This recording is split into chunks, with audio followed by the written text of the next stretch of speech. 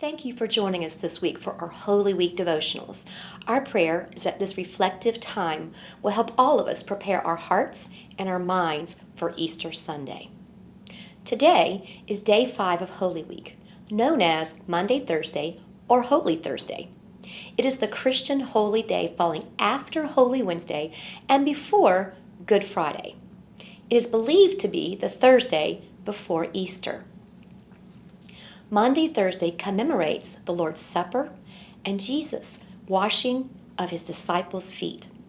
Maundy is derived from the Latin word command and refers to Jesus' commandment to love one another as I have loved you. Let's take a closer look at Thursday in the Scriptures. As we do, look for the mercy and humility of our Savior. We're going to be looking at Luke 29:19 through 20, and John 13:3 through 17. And he took bread, gave thanks, broke it, gave it to them, and said, "This is my body, which is given for you.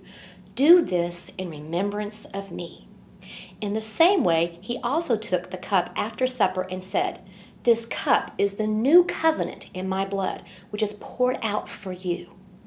Jesus knew that the Father had given everything into his hands, and that he had come from God, and that he was going back to God.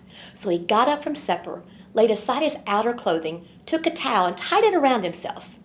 Next, he poured into a basin and began to wash his disciples' feet and to dry them with the towel tied around it. He came to Simon Peter, who asked him, "Lord, are you going to wash my feet?" Jesus answered him, "What I am doing you don't realize now, but afterwards you will understand." "You will never wash my feet," Peter said. Jesus replied, "If I don't wash you, you have no part with me." To which Simon Peter said to him, "Lord, not only my feet, but also my hands and my head." One who is bathed, Jesus told him, doesn't need to wash anything except his feet. But he is completely clean. You are clean, but not all of you, for he knew who would betray him. This is why he said, not all of you are clean. When Jesus had washed their feet and put his outer clothing, he reclined again and said to them, "Do you know why I have done for you what I have done? You call me teacher and Lord, and you are speaking rightly so, since that is what I am. So if I, your Lord and teacher, have washed your feet, you also ought to wash one another's feet. For I have given you an example that you should also do just as I have done for you. Truly I tell you, a servant is not greater than his master, and a messenger is not greater than the one who sent him. If you know these things, you are blessed if you do them." You see, Thursday was a really intense day, full of emotional events for Jesus and his disciples as the cross continued to draw nearer. On Thursday, Jesus celebrated Passover and taught his disciples of the Lord's Supper. He showed mercy when he offered bread and wine as a symbolic representation of the cross. Each element taken demonstrated both the severity of sin and the remedy of the Messiah. When you take the Lord's Supper, remember the cross. Remember the great price Jesus paid in order to set you free.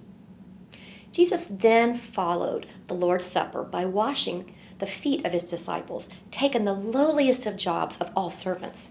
It was the ultimate act of servant leadership. Jesus instructs his followers to love and to serve.